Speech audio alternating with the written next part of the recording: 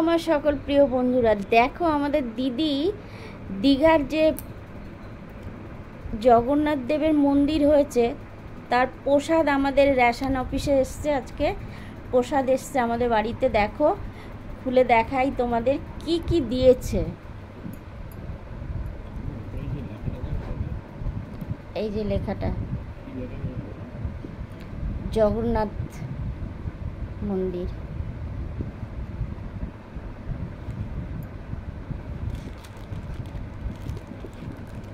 দিয়েছে, এটাই বড় কথা, যে এত সুন্দরভাবে প্রত্যেকটা জেলায় জেলায় প্রসাদ পাঠিয়ে দিচ্ছে।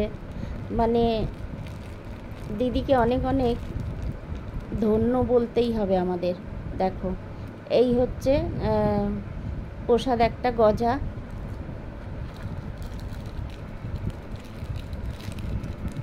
এটা হচ্ছে প্যাড়া,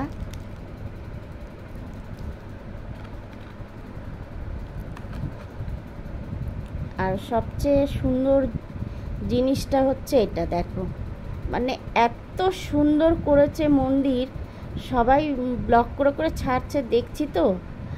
3টে মন্দির করেছে, জগন্নাথ, মা সুভদ্রা, বাবা বলরামের, আর উপরে আছে দেখো ঠাকুর ছবি। মানে এত সুন্দর করেছে।